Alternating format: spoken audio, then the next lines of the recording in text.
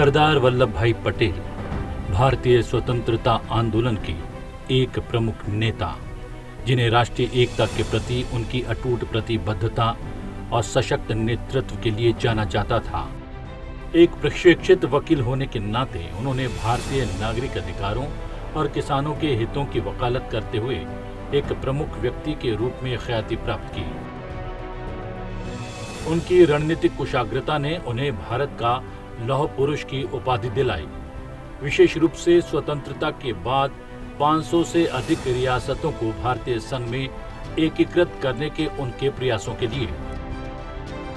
प्रथम उप प्रधानमंत्री और गृह मंत्री के रूप में सरदार पटेल ने आधुनिक भारत के निर्माण में महत्वपूर्ण भूमिका निभाई।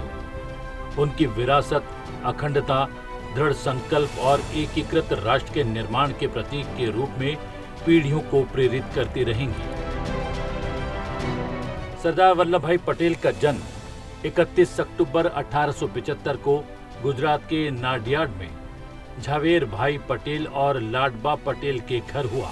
ग्रामीण परिवेश में पले बड़े पटेल ने वैष्णव परंपरा का पालन किया और पुष्टि मार्ग संप्रदाय से दीक्षा ली। वो 36 वर्ष की आयु में इंग्लैंड गए, जहां उन्होंने मिडिल टेम्पल से वकालत की पढ़ाई पूरी की। लौटने पर पटेल अहमदाबाद में एक सफल बैरिस्टर बने और उन्होंने सार्वजनिक सेवा में अपना करियर शुरू किया। महात्मा गांधी के नेतृत्व से प्रेरित सरदार वल्लभ भाई पटेल ने 1917 में अहमदाबाद के स्वच्छता आयुक्त के रूप में अपनी पहली राजनीतिक भूमिका निभाई। 1924 और 1928 के बीच अहमदाबाद नगर समिति के अध्यक्ष के रूप में पटेल ने शहरी नियोजन, स्वच्छता और जल आपूर्ति में महत्वपूर्ण सुधार किए, जिससे नगर पालिका एक जन संचालित संस्था बन गई। पटेल 1917 में गुजरात सभा के सचिव बने और गांधी जी के राजनीतिक अभियानों में सहायता की। 1931 के कराची अधिवेशन में उन्हें भारतीय राष्ट्रीय कांग्रेस का अध्यक्ष नियुक्त किया गया, जब कांग्रेस ने मौलिक अधिकारों और राष्ट्रीय आर्थिक कार्यक्रम पर एक प्रस्ताव पारित किया और गांधी इरविन समझौते की पुष्टि की।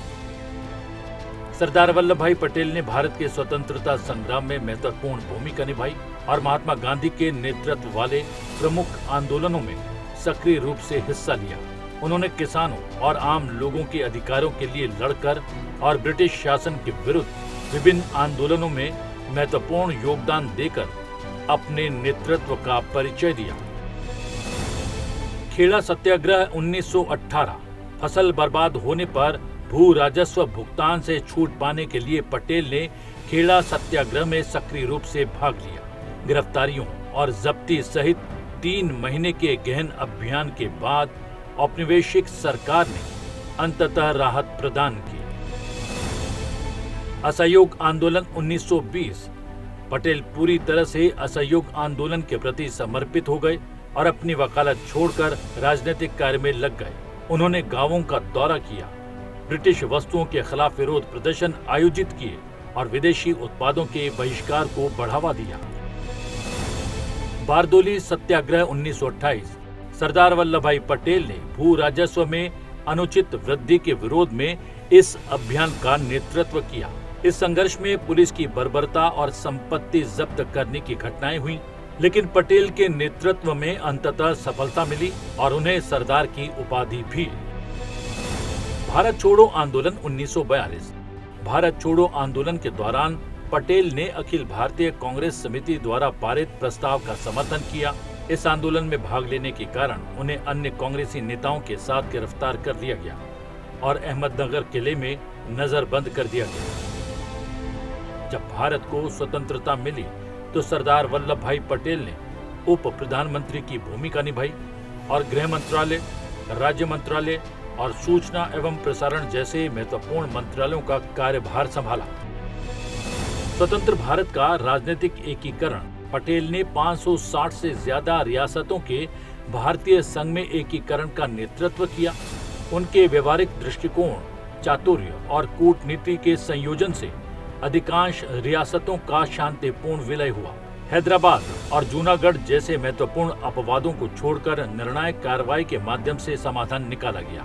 भारत का विखंडन रोकने में पटेल के प्रयासों के लिए उन्हें भारत के लौह पुरुष की उपाधि दी गई। सरदार वल्लभ भाई पटेल का 15 दिसंबर 1950 को निधन हो गया। राष्ट्र निर्माण में उनके योगदान और एकीकृत भारत के उनके दृष्टिकोण के माध्यम से उनकी विरासत आज भी अमर है। 2018 में अनावरण की गई स्टैच्यू ऑफ यूनिटी उनके प्रयासों और आदर्शों को श्रद्धांजलि है। पटेल को एक ऐसे नेता के रूप में याद किया जाता है जिन्होंने राष्ट्रीय अखंडता और एकता को सर्वोपरि रखा।